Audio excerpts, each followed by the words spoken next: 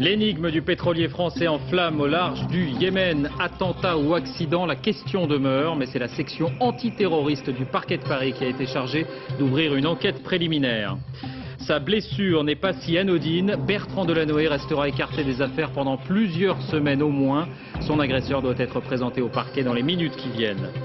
La rentrée universitaire pour diminuer le taux d'échec en DEUG. Luc Ferry veut promouvoir les BTS et les IUT. Globalement, le nombre d'étudiants est en légère diminution cette année. Un test de salive pour déceler ou prévenir les caries. Il est commercialisé depuis peu. Les chercheurs ont découvert que les enfants particulièrement touchés développaient souvent un grand nombre de bactéries détectables grâce à ce test. Enfin, l'événement télévision de l'automne, c'est ce soir le premier épisode de Napoléon sur France 2. Budget hollywoodien, comédien prestigieux avec un pari, Christian Clavier dans le rôle principal. Il est avec nous, Christian Clavier. Bonsoir et à tout à l'heure. Bonsoir.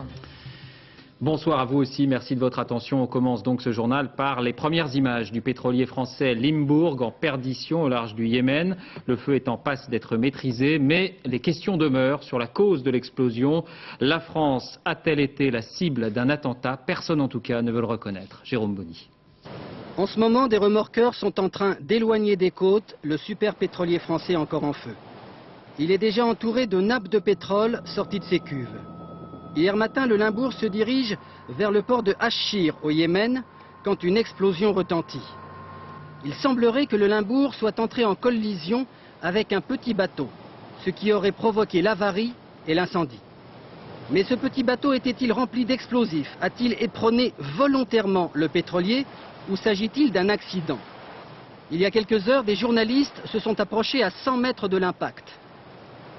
On a vu qu'il était brûlé en grande partie. On a vu un truc de 1 mètre. Le tôle de métal de truc était tourné à l'extérieur. Des tôles tordues vers l'extérieur, ce qui ne confirme pas la thèse de l'attentat. Le président de la République a parlé à son homologue yéménite. Des inspecteurs français vont se rendre sur place pour travailler avec leurs homologues yéménites. Nous verrons quelles sont les conclusions de leur rapport. Le contre-espionnage français va essayer de déterminer sur place l'origine de cette explosion, dont le bilan est de 12 blessés et un disparu. Un disparu, donc un membre d'équipage de nationalité bulgare. Si l'hypothèse de l'attentat est présente dans tous les esprits, c'est parce que le Yémen est considéré comme un pays à risque. Quelques points de repère. Il s'agit d'un territoire de taille comparable à la France, 19 millions d'habitants. Le Yémen, terre d'origine de la famille Ben Laden, est une république islamique qui a multiplié les arrestations depuis 1 an pour donner des gages aux États-Unis, mais on sait qu'une large partie du territoire échappe aux autorités. Alors pourquoi la France craint-elle d'être prise pour cible? Gilles Rabine. Première piste, depuis des décennies, dans cette région du monde, la France, c'est l'œil des puissances occidentales. À partir de sa base navale de Djibouti, la France surveille en permanence les sorties de la mer Rouge et du golfe Persique de part et d'autre du Yémen. Bien sûr, cela dérange beaucoup de monde dans une zone stratégique pour les terroristes.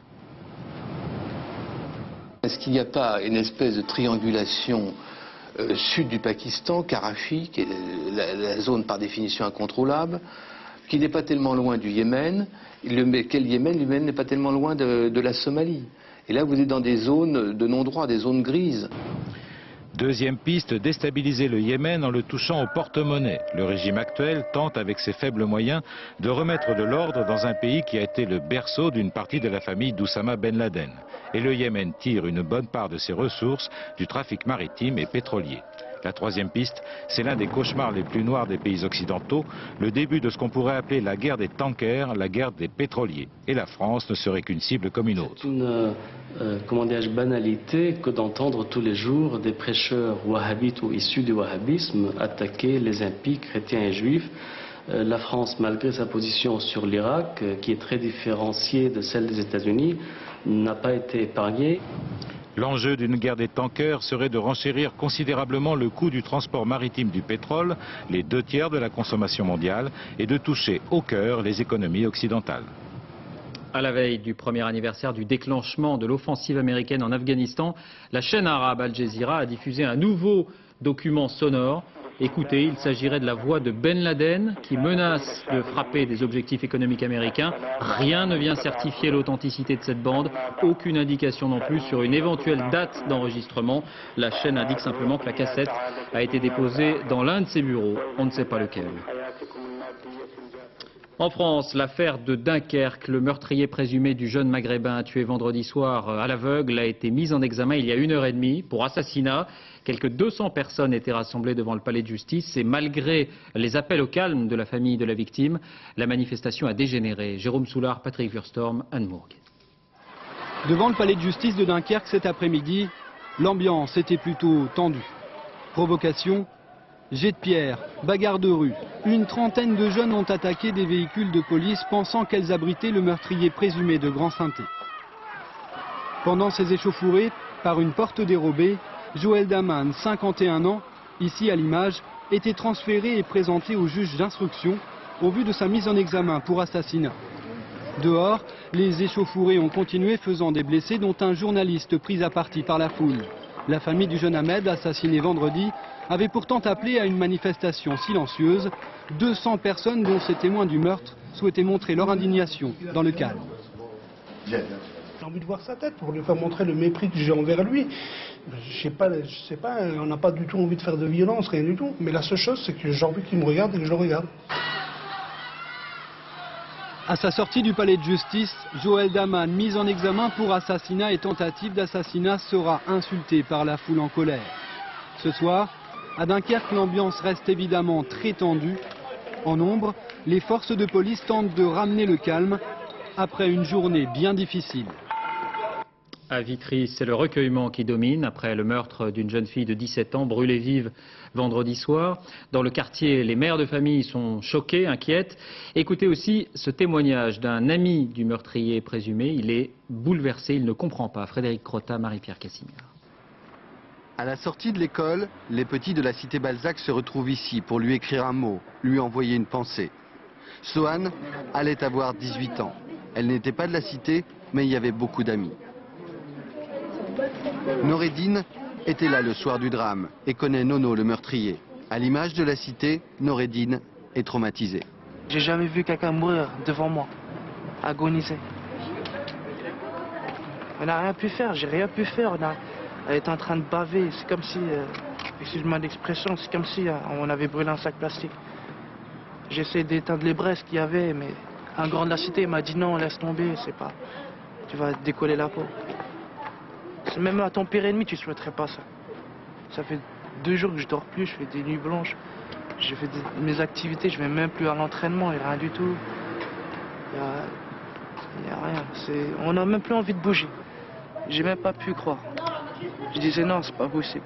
Ce mec-là, je le connais trop bien, c'est un diable qui est rentré dans son corps ou je sais pas quoi. Il y a un verset du Coran qui dit que tuer un innocent, c'est comme si on tuait l'humanité entière. Et elle est morte shahid, elle est morte martyr. Un différend sentimental, c'est ce qu'avance aujourd'hui Jamel, le meurtrier, pour sa défense. Mais ici, Noureddine, comme beaucoup d'autres, ont le sentiment d'un énorme gâchis. 2 vies qui sont foutues. Sa vie, elle est foutue. La vie de Sohane, elle est foutue.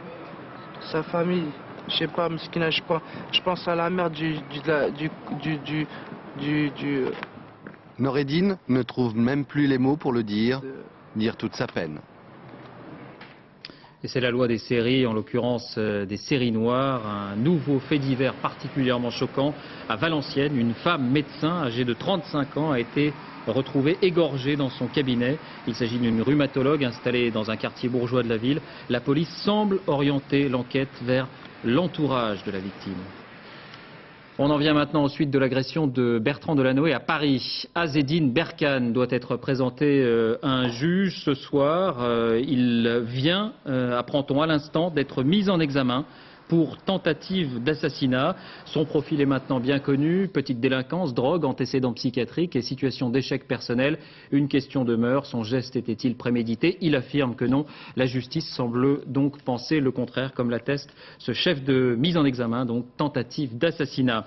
Bertrand Delanoë, lui, se remet lentement, mais sa blessure est plus grave que ce qui a été dit au départ.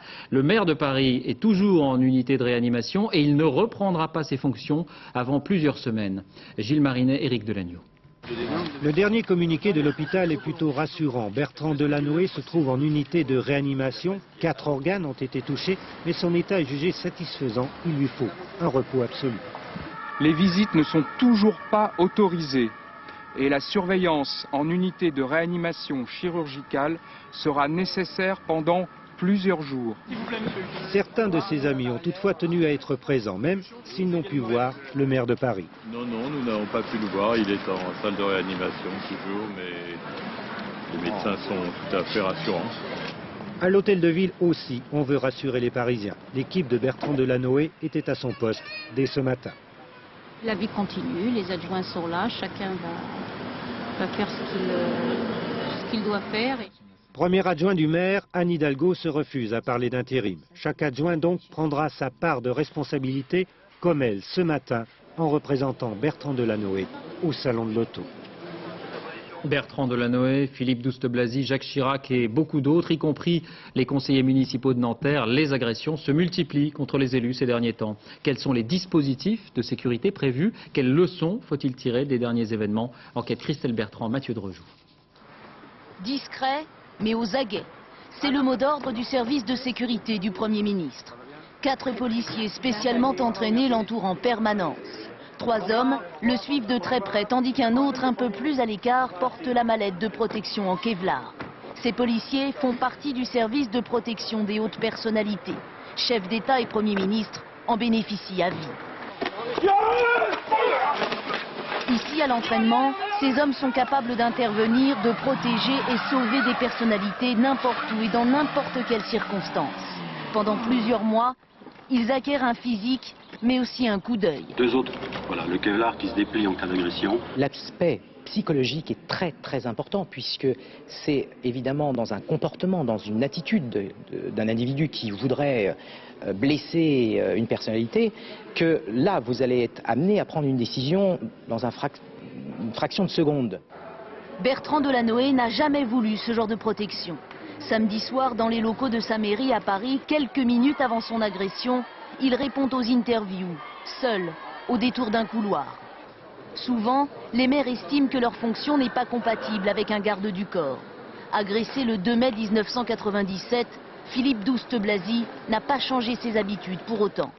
Comment voulez-vous, lorsque vous êtes entouré d'une foule, lorsque vous êtes proche des gens, lorsque vous allez sur un marché, lorsque vous rentrez au café, comment voulez-vous empêcher un coup de couteau ou un coup de pistolet? Mais la protection, même si elle existe, n'est pas infaillible, comme à l'Assemblée nationale le 3 juillet dernier. Un inconnu, Hervé Coinon, réussit à déjouer tous les systèmes de sécurité pour s'approcher du Premier ministre. Cette fois, heureusement, ce n'était que pour lui remettre une coupe. Dans ce contexte, le procès qui s'est ouvert aujourd'hui à Vesoul prend un relief particulier, celui d'un homme de 49 ans qui avait ouvert le feu en plein conseil municipal avant de tuer son frère et son beau-frère. Christophe Nédart, Cécile Thuillier. Le visage de Jean Ruchet est impassible. Face à lui, sur le banc des témoins, Laurent Rivel, le maire de Ventoux, petit village de Haute-Saône où l'équipée meurtrière de cet homme de 49 ans a débuté. 4 février 1999, Jean Ruchet, muni d'un fusil à pompe, fait irruption en plein conseil municipal. Il est rentré, il m'a fait feu dessus. Et après, il a tiré un 2e coup dans un cadre de président qu'on a là au mur. Et le 3e coup m'a tiré dessus quand j'étais par terre. Le maire et ses conseillers s'en sortent par miracle, car Jean Ruchet a d'autres comptes à régler. Peu après, il abat son frère et son beau-frère dans les villages avoisinants. Ce drame n'est pas sans rappeler la tuerie du conseil municipal de Nanterre. D'abord par le profil du tueur, même sentiment de rejet, même paranoïa. C'est le profil d'un homme persécuté, en tous les cas qui s'est ressenti comme tel pendant de très nombreuses années, et qui de persécuté est passé dans une démarche projective au statut de persécuteur. C'est son entourage proche, symbole d'autorité, que Jean Ruchet a visé. Sa famille bien sûr, mais aussi les élus de son village. C'est un acte qui est particulièrement grave parce que la personne qui était visée n'était pas simplement la personne physique, mais c'est également la personne visée dans le cadre donc de sa fonction d'élu. Devant la cour d'assises, Jean Ruchet n'a pas exprimé le moindre regret. Replié sur lui-même, cet ancien bûcheron ne semble pas mesurer la portée de ses actes. Pourtant, il a décidé de plaider coupable. Jean Ruchet risque la réclusion criminelle à perpétuité. Économie, créer une entreprise en un jour et avec 1 euro. C'est le slogan choc de Jean-Pierre Raffarin pour encourager les entrepreneurs. Pendant la campagne, Jacques Chirac avait souhaité arriver à la création d'1 million de sociétés en 5 ans. On en est encore loin. Dernier chiffre, de mai 2001 à mai 2002, 176 000 entreprises ont été créées. Un chiffre en légère diminution. D'où ce plan en 28 points dont nous vous parlions dès hier. Simplification des procédures, grâce notamment à Internet, paiement différé des charges sociales sur 5 ans et protection du patrimoine personnel. Il faut donc y ajouter une autre mesure, gardée secrète jusqu'au dernier moment. Le capital nécessaire pour créer une société, il était de 7 500 €. Il sera réduit à 1 euro. Martin Goès, Frédéric Fasquet. Créer son entreprise dans son salon. Philippe Tallet a franchi le pas. Il s'est lancé dans la fabrication d'images en 3 dimensions. Premier obstacle, les charges sociales. Car à peine installé, vous allez payer tout de suite ce que vous n'avez pas encore gagné. Donc la difficulté reste quand même, faisons d'abord rentrer des sous. Dorénavant, le paiement des cotisations la première année sera reporté. Il sera étalé sur les 5 années suivantes. Mesure symbolique, le capital minimum de l'entreprise passe à 1 euro. La loi, jusqu'à aujourd'hui, en exigeait 7 500, mais notre créateur a dû débourser beaucoup plus. Pour démarrer un produit de ce type, il faut au minimum 150 000 €. Là, on peut dire qu'on va faire quelque chose, mais autrement, c'est du bricolage. Pour mettre toutes les chances de son côté, Philippe Tallet a fait appel à une association qui l'aide dans sa gestion quotidienne. Cela s'appelle une couveuse. Ma première facture, en fait, a été établie le 26 septembre. Un soutien dans l'apprentissage de l'entrepreneur. Être salarié, même dans une grande entreprise, et surtout peut-être dans une grande entreprise, et devenir créateur d'une entreprise individuelle, c'est un pas de géant. Dans cette même logique, le salarié qui souhaite se lancer pourra désormais conjuguer temps partiel et création d'entreprise, autant de mesures qui doivent, pour le gouvernement, donner de l'air aux nouveaux créateurs. Économie encore en bref, la retenue à la source pour le paiement de l'impôt n'est pas à l'ordre du jour. Précision du ministre des Finances Francis Maire qui annonce aussi l'instauration d'un interlocuteur fiscal unique pour les entreprises. Agriculteurs contre grandes surfaces, suite. Les exploitants de la Sarthe et de la Loire-Atlantique ne désarment pas. Les centrales d'achat qui fournissent plusieurs grandes surfaces sont toujours bloquées. Les agriculteurs dénoncent les marges pratiquées par les hypermarchés. Politique, la maison Maigret est en ruine. Commentaire de Jean-Marie Le Pen chez nos confrères de Sud Radio après la défaite de Catherine Maigret à Vitrolles. Moins de 46% des voix hier soir. Sur place, Michael Darmon, Alexandre de Cuit. Il pleut du champagne sur le tombeur de Catherine Maigret. Presque 55% des voix, Guy Aubineau qui se laisse porter par la foule a préparé la formule des grands jours. Vitrolles est libre. À quelques kilomètres de là, aux antipodes de l'échiquier politique, silence et consternation. Les Maigret, sonnés par leur défaite, tentent de faire bonne figure. Je l'ai dit, c'est un résultat décevant. Allez. Viens, on va de l'autre côté maintenant. Vitrolles, le dernier bastion du MNR, vient de tomber, même si Bruno Maigret a déjà effacé la ville de sa mémoire. Le MNR n'est pas lié à Vitrolles. Pourtant, il avait martelé depuis 5 ans que la ville serait la vitrine de son action politique. Préférence nationale, nom de rue changé, politique ultra-sécuritaire. Moi, en tant que président d'un club sportif de rugby, c'est bon, lorsqu'on rentrait sur le terrain, on disait tiens, voilà les fachos qui arrivent. Au-delà de l'image, il y a aussi cette part de réalité dans les quartiers populaires. Équipements publics laissés à l'abandon, maisons de jeunes délabrées, le tout avec une gestion financière souvent approximative. En prenant connaissance des gros dossiers auprès de la délégation qui gère la ville, le nouveau maire n'a plus le sourire. Ça va mal. Notre commune, vraiment, je me demande comment elle a été gérée pendant 5 ans. Entre le discours des Maigret et la réalité des choses, c'est effrayant. Guy Aubineau, le maire PS qui a réuni la droite et la gauche dans les urnes, veut maintenant transformer son essai en faisant rentrer Vitrolles dans l'anonymat.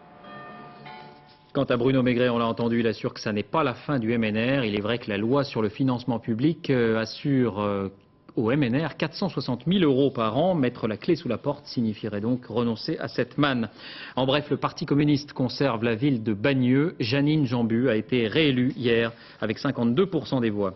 L'actualité à l'étranger, d'abord le Proche-Orient. Incursion sanglante de l'armée israélienne aujourd'hui à Khan Younes, fief du Hamas, à Gaza. 14 morts au total, mais ce qu'on retiendra aussi de cette journée, ce sont les heurts entre Palestiniens. Ils ont fait 3 morts au moins. Sur place, Charles Anderlin. Il est 2 h du matin. L'opération israélienne dure depuis minuit. Des chars et des hélicoptères de combat effectuent une incursion à Khan Younes dans le sud de la bande de Gaza. 8 Palestiniens sont tués par une roquette. Il y a une centaine de blessés, parmi lesquels des enfants. Et les médecins du petit hôpital de Khan Younes sont débordés. En tout, 14 Palestiniens sont morts. La plupart étaient des hommes armés, affirme le général israélien commandant l'opération, qui était, selon Tsahal, dirigé contre une place forte du Hamas. Un sac contenant des engins piégés aurait été saisi et un Palestinien recherché arrêté. Et en fin de matinée, au cri de « Vengeance, vengeance », une foule importante a participé aux obsèques des morts de la nuit dernière. Ce raid israélien intervient au moment où l'autorité palestinienne tente de reprendre le contrôle de l'intifada. C'est peut-être la raison pour laquelle, au même moment, dans la ville de Gaza, le chef de la police anti-émeute palestinienne était assassiné par des militants du Hamas. Les policiers intercepteront le commando intégriste un peu plus tard, bilan 2 morts. Sous les coups de butoir infligés par Tsahal et les affrontements entre la police d'Arafat et le Hamas, le chaos s'installe à Gaza. Et ce soir, George Bush appelle l'Israël à la retenue. La Côte d'Ivoire, la trêve n'est plus qu'un souvenir. Nouvelle offensive de l'armée régulière contre les mutins à Bouaké. On se bat maintenant dans le centre-ville. Envoyés spéciaux Richard Binet, Gilles Jacquier. Sur la route de Sakassou, le verrou ouest de Bouaké. Les rebelles massent leurs troupes à l'entrée de la ville. Les forces loyalistes de Côte d'Ivoire sont passées à l'offensive.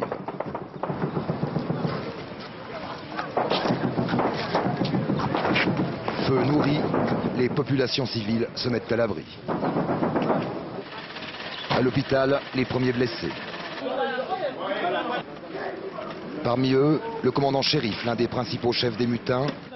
Légèrement blessé, il retournera au combat. Regarde, demande les médicaments pour la douleur. Retour au front, où cette fois, c'est contre les troupes françaises que se retourne la colère des mutins.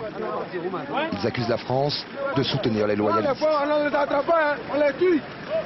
Quand les volent, on les tue. On les attrape pas. Nous, on veut. C'est une affaire de famille. On veut régler sa famille. Voilà. La neige, ça, c'est notre famille.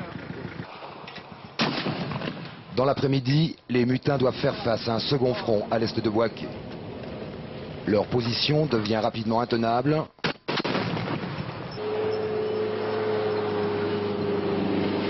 Moyen dérisoire face à l'armée ivoirienne, ils doivent se replier. Oui, combat très violent en ce moment même. La France est inquiète. Paris demande au président Laurent Gbagbo de revenir sur sa position, de signer l'accord de cessez-le-feu. Il n'y a pas de solution militaire en Côte d'Ivoire, a dit tout à l'heure Dominique de Villepin, ministre des Affaires étrangères.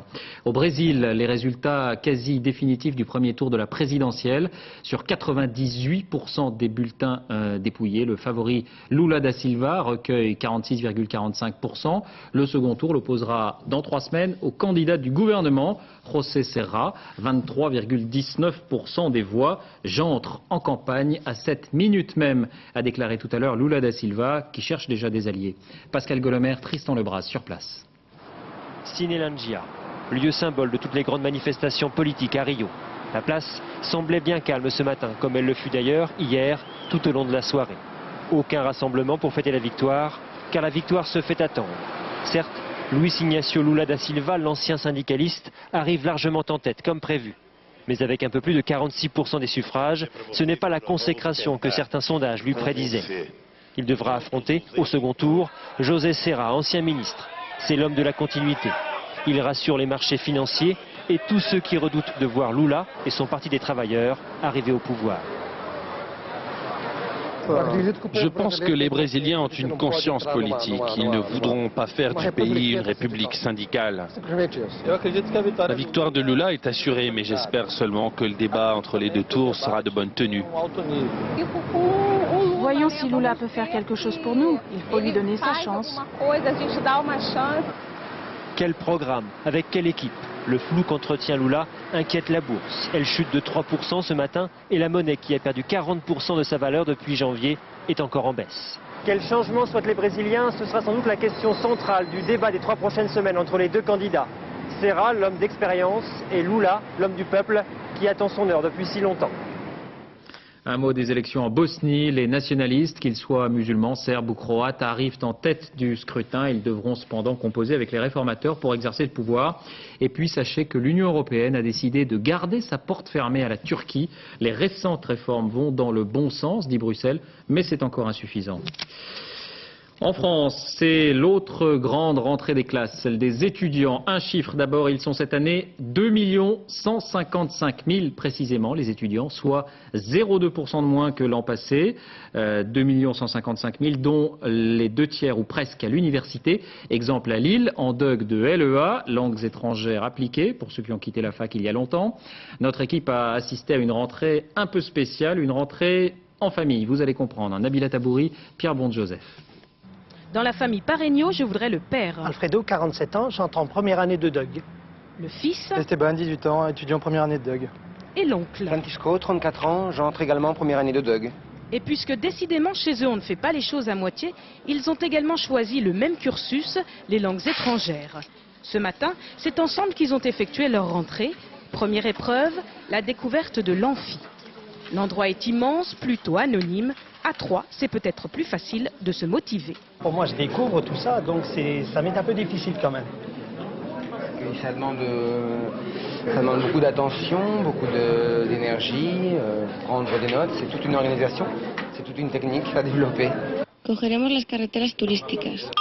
Cogeremos las carreteras turísticas. Pour les deux frères, s'inscrire à l'université, c'était relever un défi. Alfredo enseigne la technique du bois dans un lycée professionnel. Téléconseiller, Francisco a décroché son bac l'an dernier et veut devenir professeur d'espagnol. Travail et études, ce sera peut-être dur de concilier les deux. Qu'importe, le principal, c'est d'essayer. Je n'ai pas peur de l'échec. J'ai une soif d'apprendre qui est là. J'en profite. Elle me motive, elle me donne cette énergie. Et c'est pour ça que je continue. Le seul qui n'a pas le droit à l'échec, c'est Esteban. Lui, ce n'est pas une reconversion professionnelle qu'il prépare, mais tout simplement son avenir. Son père et son oncle, comme camarades de classe, c'est donc plutôt rassurant.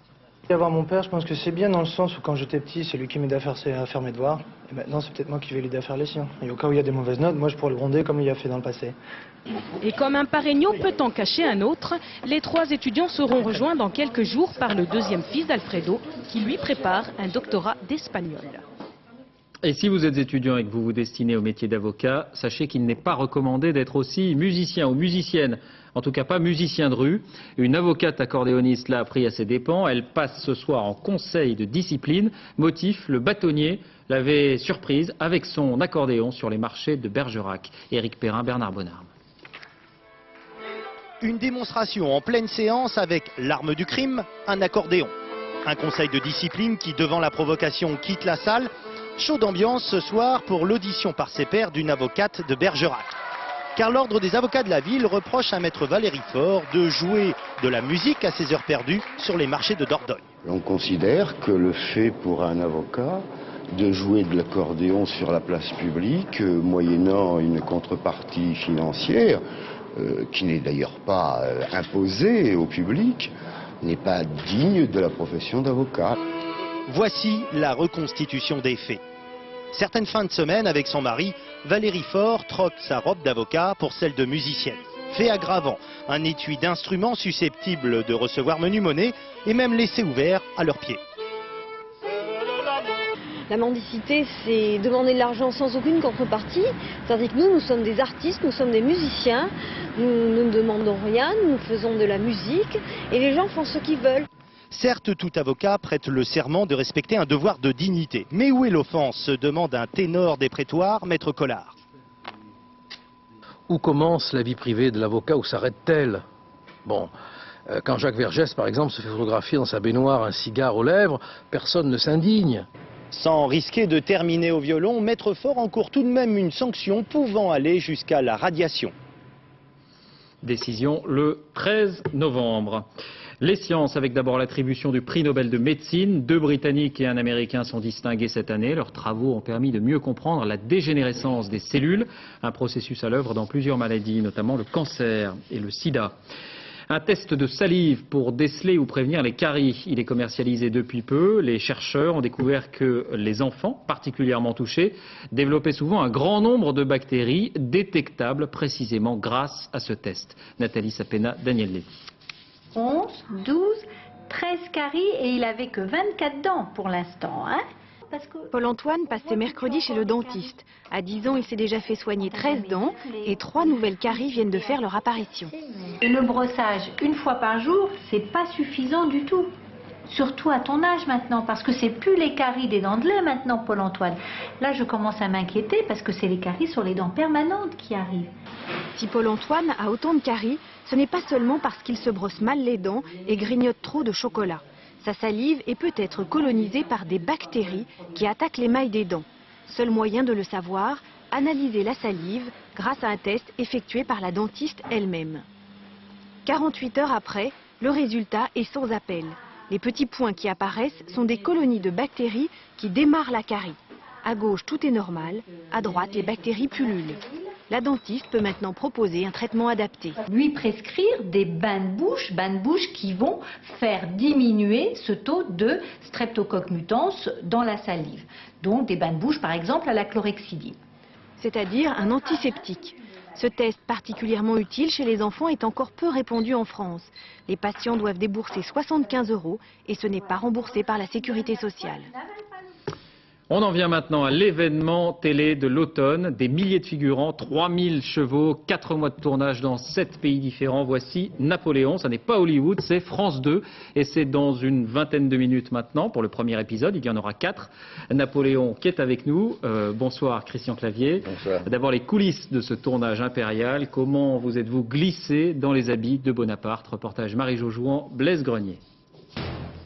Incarner Napoléon, 25 ans de sa vie, du général Bonaparte à l'empereur déchu, Christian Clavier prouve là qu'il a les épaules solides. Mais n'est pas stratège qui veut.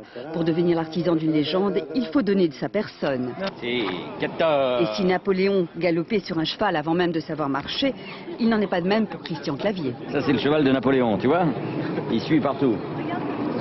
Jamais j'ai appris pour ça. J'étais même pas un fan des chevaux, j'étais un peu craintif. C'était tout à fait au début. J'ai vu l'arrivée comme ça sur le cheval, etc. Là, je lui ai dit, on a le personnage. Il est rentré dans le personnage de Napoléon en 2 jours, c'était fait. C'est drôle, hein, on dirait qu'il est né pour le personnage. Napoléon qui parle anglais, c'est une entorse à l'histoire. Là aussi, Christian Clavier a dû apprendre. Les Américains coproduisent la série. Vous remarquez l'accent très travaillé. Qu'est-ce qu'on t'a raconté sur moi? Grand amoureux, Napoléon était aussi jaloux. L'occasion ici d'entrer dans l'intimité du personnage. L'interprétation de Christian Clavier était très riche. Parce que d'un côté, il y a le général, il y a l'homme dur, il y a l'homme politique, il y a le stratège, le manipulateur. Et de l'autre côté, le très chaleureux, très gentil avec les enfants. Je n'appelle pas complot le fait de débarrasser le pays d'un gouvernement de pourris et de corrompus. Même si je n'approuve pas tout. Mais au fait, qui a eu l'idée de Clavier pour le rôle? Gérard Depardieu. Il est acteur et coproducteur du film. Je lui parle comme un empereur. Oui. Il m'a beaucoup soutenu et maintenant c'est moi qui l'aide. Napoléon aura-t-il désormais les traits de Christian Clavier? Serait-ce là le sacre d'un acteur qui n'a pas hésité à passer du Jacouille des Visiteurs au personnage le plus célèbre de l'histoire après Jésus-Christ? Oui, une idée audacieuse quand même. C'est vrai que tout le monde, tous ceux qui nous regardent se posent la question, Christian Clavier. Pour le grand public, vous êtes Jacouille la fripouille, Astérix, vous avez un regard rieur, vous êtes comme ça tout le temps en mouvement. Est-ce que vous-même, vous avez eu un doute sur votre capacité à rentrer dans les habits de ce personnage qui est quand même plus fermé, plus sérieux? C'est un personnage sérieux, mais ce sont des propositions qui sont terribles parce qu'on ne peut pas les refuser, puis en même temps, on appréhende. Mais bon, on ne peut pas refuser une proposition comme ça. Donc il faut absolument se glisser dans la peau du personnage. Puis je crois qu'il était quand même très vivant, très vif. qu'il pouvait aussi rire. Je crois qu'on a voulu essayer de montrer le personnage humain, sur son aspect humain. C'est ça qui nous semblait, avec Didier Decoing, avec Jean-Pierre Guérin et avec Gérard, le plus intéressant à amener au public. C'est-à-dire peut-être pas la statue, pas la propagande, bonne ou mauvaise, contre lui. On n'était pas là pour juger Napoléon, mais pour vous amener une vision du personnage plus intime. On va en parler, mais c'est vrai que le premier rendez-vous que vous avez eu à France 2 pour convaincre Michel Cotta et les autres, peut-être pour vous amuser, vous êtes arrivé avec la main dans la veste et le regard sérieux, comme ça, avec la démarche de Napoléon. Oui, mais je crois que... Vous l'avez fait vraiment? Oui, c'est pas parce que... Comment vous étiez alors? Non, mais je suis allé voir, Jean-Pierre Guérin a dit voilà, il va jouer Napoléon. Je dis voilà, oui, je dois commencer à leur parler de Napoléon. Donc elles ont eu, Laurence Bachmann et Michel Cotta, l'impression peut-être d'avoir une vision de Napoléon. Il faisait tard, il n'y avait pas trop de lumière dans le bureau, c'était intéressant. Mais je veux dire, ça peut aussi partir, ça peut partir sur du plaisir, pas sur des plaisanteries, mais sur des paris qui sont quand même extrêmement gais. Et puis après, il faut interpréter un personnage évidemment très sérieux. C'est ça qui est passionnant aussi. Mais on dit beaucoup vous lui ressemblez. Trouvez-vous? Je ne sais pas. Non, vous savez, il y a beaucoup d'enfants qui pensent que je suis Jacouille la Fripouille. Il y a peut-être des adultes qui vont penser que je suis Napoléon. Je suis ni l'un ni l'autre. Je suis simplement un comédien qui interprète des personnages. Là, Gérard m'a permis d'aller vers un personnage, avant d'ailleurs avec Thénardier aussi, d'aller vers un personnage sérieux, d'aller vers un personnage qui a un destin tragique. Et bon, c'est une opportunité extraordinaire. Et vous le connaissiez avant Napoléon? Vous connaissiez sa vie, connaissiez l'histoire? J'avais une vision de Napoléon qui était une vision de petit garçon, parce que mon père était assez fan de Napoléon. Il m'emmenait au musée de l'armée le dimanche, mais c'est peut-être pas l'endroit le plus marrant d'aller au musée de l'armée le dimanche. Mais je voyais les soldats de plomb sur les batailles. Alors j'avais une vision de Napoléon qui était le vainqueur d'Austerlitz et le perdant de Waterloo. Puis en lisant la biographie de Max Gallo, que j'avais lu avant qu'on me propose, et qui a inspiré, et qui est très originale, puisque c'est une biographie historique, mais qui dit « je » pour la première fois, qui invente des pensées à Napoléon. On n'est pas là. Là, on vous présente pas un documentaire historique, c'est vraiment... La vie de cet homme est un roman. Un vrai roman extraordinaire. C'est le destin le plus extraordinaire probablement de l'histoire des hommes politiques, en tout cas modernes. Et voilà, on a voulu... Et vous l'aimez, parce que Napoléon, il est très estimé, mais il est aussi souvent détesté. On parle du despote, on dit même que c'était un sanguinaire. Oui. Est-ce que vous êtes attaché à ce personnage? Je crois, c'est Max Gallo qui me disait l'autre jour, l'énergie de cet homme est irrésistible. Il est absolument fascinant, ce qui ne veut pas dire qu'il n'est pas inquiétant, dangereux. Il est très ambigu. Moi, comment vous dire, j'ai travaillé pendant 1 an et demi sur ce personnage, je l'ai côtoyé comme ça, et ça reste un mystère. Je n'ai pas vraiment fait le tour de ce personnage. Il y a quelque chose de tout à fait difficile à cerner. Son regard, dites-moi comment vous avez réussi à attraper son regard. Quelqu'un vous a donné un conseil? Vous voyez bien ce que je veux dire. C'est mon camarade Pierre Mondy, vous voulez dire, oui, qui avait joué Austerlitz avec Abel Gans. Il avait joué Napoléon sous forme de boutade, parce que Pierre me donne souvent énormément de conseils. Il m'a dit, tu verras, c'est un rôle qu'on joue comme les autres. Tu mets le costume, tu mets le chapeau, tu penses à tes impôts et tu as le regard. C'était bien. Et Napoléon en anglais, vous pouvez nous dire une phrase, comment ça... Qu'est-ce que ça donne? Non, Napoléon en anglais, c'était une obligation, parce que, comment vous dire, pour arriver à faire cette série qu'on a fait évidemment avec France 2, comme compétition, mais avec 8 pays. Oui, c'est un énorme projet, très ambitieux. Oui, c'est une vraie production internationale sans l'argent américain, respectant notre scénario et notre point de vue. On est allé chercher la chaîne câblée qui nous permettait de rester fidèles à ce que nous voulions faire. On n'aurait pas pu faire une série aussi spectaculaire. Il y avait des batailles à faire. Le destin de cet homme demandait des moyens. C'est pas une question de... Vous disiez tout à l'heure, c'est la série la plus chère, c'est pas Hollywood, c'est France 2. Bon, c'est très bien, mais moi j'ai jamais pensé que les budgets... Non, mais c'est pas si fréquent que ça aussi. C'est pas du tout fréquent. C'est un projet qui se donne les moyens de ses ambitions. Voilà, et qui se donne les moyens de l'ambition du personnage. Voilà, je dirais que le budget était nécessaire et c'était pas une fin en soi. Et d'un mot, alors pour Jacouille, Christian Clavier, c'est effectivement un tournant, une façon de montrer, bien sûr vous étiez Thénardier dans Victor Hugo, mais c'est une façon de montrer que vous pouvez faire autre chose? Ah oui, oui, certainement. C'est une très important pour vous. C'est très important pour moi, oui, oui. C'est une opportunité que m'a offert Gérard et vraiment, je suis très heureux de pouvoir élargir les possibilités, si ça vous plaît, quand vous le verrez. Merci Christian Clavier. C'est moi. Donc dans un quart d'heure maintenant, la suite mardi, et puis la suite la semaine prochaine. 3 images de sport encore. D'abord en cyclisme, l'affaire Rumsas. L'équipe italienne Lampre dénonce, je cite, une justice spectacle. Les coureurs interpellés hier ont tous été relâchés. Football avec l'écrasante victoire du PSG face à Guingamp hier soir 5-0 en match en retard de Ligue 1. Paul César a ouvert le score, il a également marqué le dernier but. Autre doublé de la soirée, celui d'Aloisio, c'est un festival brésilien hier soir. Troisième buteur, l'Argentin Cardetti. Des images aussi du championnat espagnol avec la Dream Team, l'équipe de rêve du Real Madrid dans ses œuvres. D'abord ce superbe but de Zinedine Zidane et puis le festival Ronaldo pour sa rentrée. Premier ballon touché et premier but. Et un quart d'heure plus tard, deuxième réalisation pour le Brésilien. Le Real a battu Alaves 5-2. Enfin, une dernière information toujours en football. Le montant des indemnités de Roger Lemaire, l'ex-sélectionneur de l'équipe de France, aurait touché 532 000 € en quittant la fédération. Cela correspond à 2 années de son salaire. Les échecs avec la revanche de l'homme sur la machine. Hier, lors de leur deuxième rencontre, le champion du monde, Vladimir Kramnik, a battu le logiciel Deep Fritz. Il y a 5 ans, je vous rappelle que Garry Kasparov avait perdu contre Deep Blue, un programme moins puissant. Michel Monpontet. Un jour bien sombre pour le genre humain. 19 mai 97, un ordinateur, un gros tas de puces de silicium, écrasé pour la première fois un homme. Et pas n'importe quel homme, Kasparov en personne, sûrement le meilleur joueur de tous les temps. Il chutait face à une machine. Le roi, écrasé, laminé, rendait les armes face à ça. 200 kilos de ferraille contre 3 kilos de matière grise. Alors il aura fallu 5 ans pour qu'un nouveau défi soit relevé, une revanche.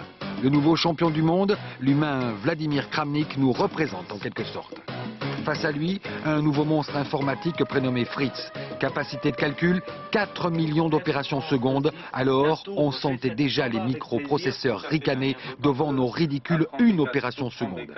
Eh bien, ce soir, que les logiciels cessent de ricaner, Kramnik mène. Les nouvelles du front sont bonnes. Vas-y Kramnik, fais-le pour nous.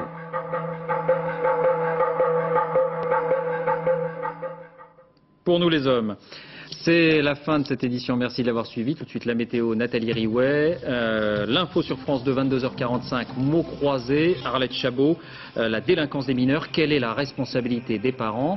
Minuit 30, dernier journal, Jean-Claude Renaud. Demain, 6h30, Télématin, dans les 4 vérités, Françoise Laborde recevra Renaud Dutreil, secrétaire d'État au PME. On se quitte, Christian Clavier, avec encore ces quelques images des coulisses du tournage de Napoléon dans un quart d'heure maintenant sur France 2. À demain.